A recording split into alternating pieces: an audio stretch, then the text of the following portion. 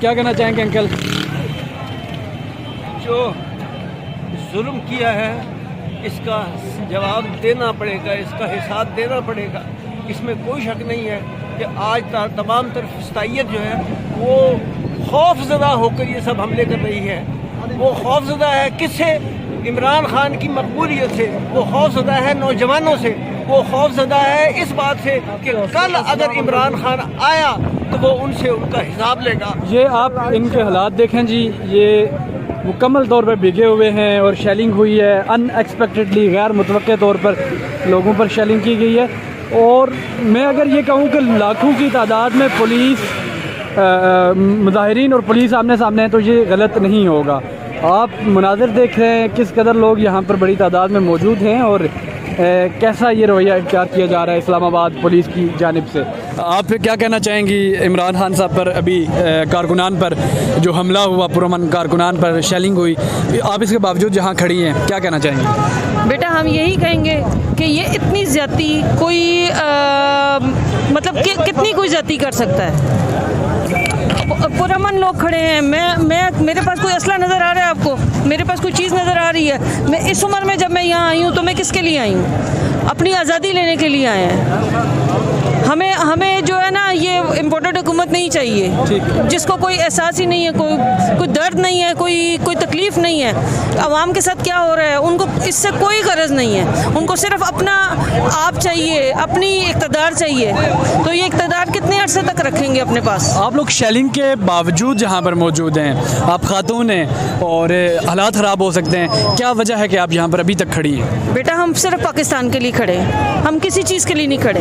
عمران خان اگر پاکستان کے لیے اور ہمیں وہ بات صحیح لگ رہی ہے تب ہم یہاں کھڑے ہیں۔ آپ یہ دیکھ سکتے ہیں خاتون ہیں یہاں پر یہ کھڑی ہیں، وہ سامنے کے مناظر ہیں، ہم آپ کو دکھائیں تو آگ لگی ہوئی ہے، امن و امان کی صورتحال مکمل طور پر خراب ہے۔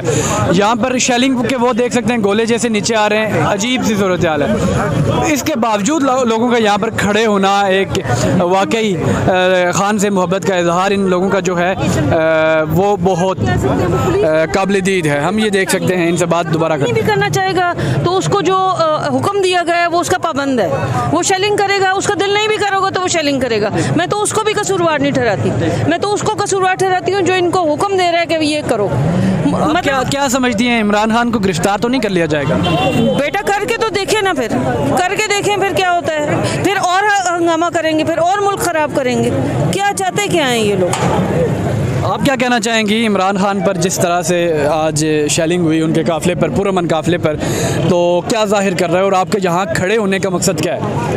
بھائی اپنے آپ کو ایکسپوز کر رہے ہیں یہ لوگ کر کے، ایک ایک کر کے سب کا نظر آتا جا رہا ہے کہ کون کیا ہے، اور کر رہے ہیں تو ان کو پتہ نہیں، اس سے عورتوں اور بچوں کو، بوڑھوں کو، پرامن لوگوں کو کر کے ان کو کیا حاصل ہونا ہے نہیں آئیڈیا، لیکن یہیں کھڑے رہیں گے، شیلنگ ہوتی رہے گی، کوئی مشکل نہیں ہے، ادھر ہی ہے۔ عمران خان کی کس چیز سے متاثر ہے؟